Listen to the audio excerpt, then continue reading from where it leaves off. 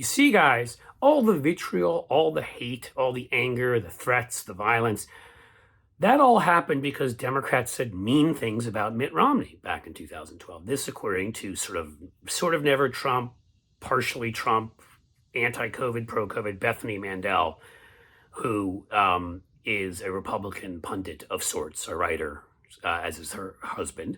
They are a nice Republican writing team. Must be lots of fun in that household. And she tweeted out, of course, if I had to pinpoint a moment when Mitt Romney spent the entire campaign being accused of killing Big Bird, building binders full of women, torturing the family dog.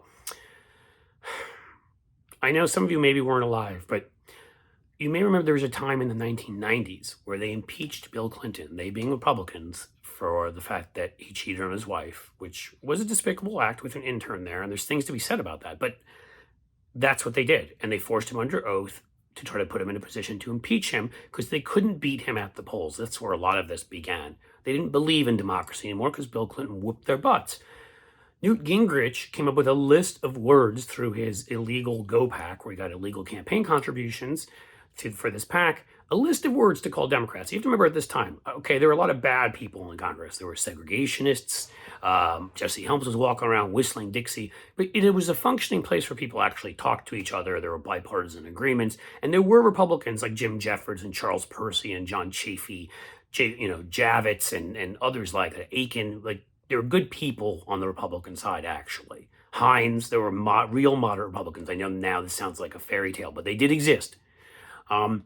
And the Republicans embraced the hard right ideology of Newt Gingrich, who said that they would have to insult their opponents, call them all sorts of names to win back the House. And he did. And in it, he undermined and helped destroy our political process. That became a virus that went from him to numerous members of the Bush administration when Karl Rove and Dick Cheney rose up to Sarah Palin. You can plot the path to where it got to Trump and where we are today. Where literally the people that aren't nasty and evil and mean are the exceptions. But to claim that that was something that started with Mitt Romney, you have to be so stupid, so ignorant and bereft of history. I don't even need to go back to Richard Nixon and the dirty tricks he pulled, stealing documents and saying fake things to the press purposely to get them to undermine Democrats and really stepping beyond what was considered to be acceptable behavior. But I mean, George H.W. Bush, a guy named Roger Ailes, maybe you heard of him, helped create Fox News, helped put together the Willie Horton video, where they released a video and claimed that it was Mike Dukakis who was responsible for white women being raped by this black man, which had race and had evil all throughout. They called Mike Dukakis all sorts of names, belittled him.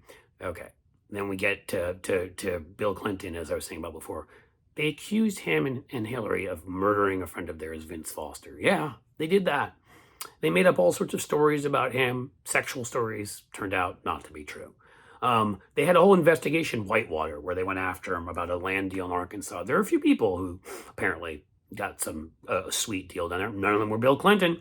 This is what we wasted our time on in the 90s because they didn't want to let Bill Clinton govern because they didn't think anybody but Republicans had the right. And those were just a few people in leadership back then. The Republicans were some uncomfortable with it. But they didn't fight it. They didn't stand up to it. And it metastasized. It became what the Republican Party is today, which is all people like Newt Gingrich. This is why he will never shut up. And you probably saw that picture from the other day while his wife is in a third wife, mind you, is in a boot and can't walk. He still made her get out of the car and get him coffee. Because that's Newt Gingrich.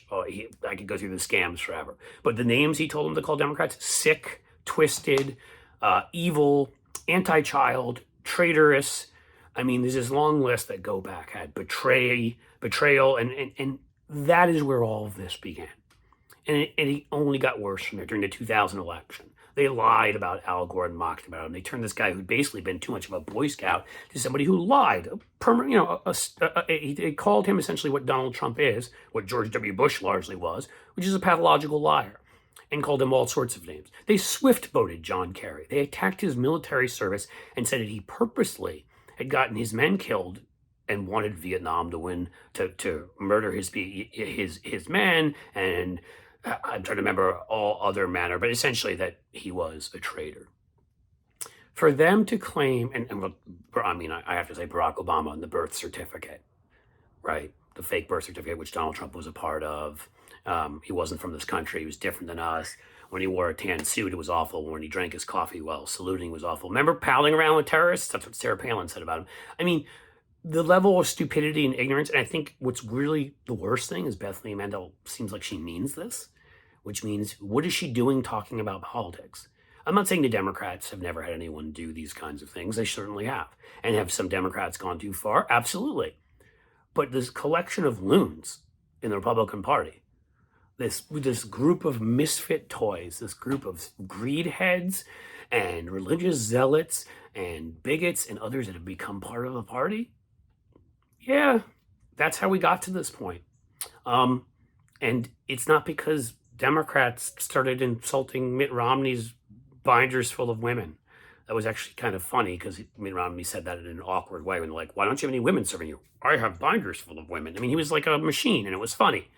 It wasn't a vicious personal attack. My gosh, I mean, the gall to accuse the Democratic Party of this. Bethany Mandel needs to sit down and read a few history books and maybe look at a couple campaigns and learn a little bit about what really happened and how we got to this point. She'll see the Republican Party knee deep in all of it. Guys, if you like this channel, we just picked up 200 people overnight. We're growing. We're over 7,500. I want to get to 8,000 by September 1st. That's my goal. It's not going to be easy. Please share this with everyone you know who you think will like it. Turn on your notifications if you're if you're subscribed. If you're not subscribed, like and comment. The algorithm loves that.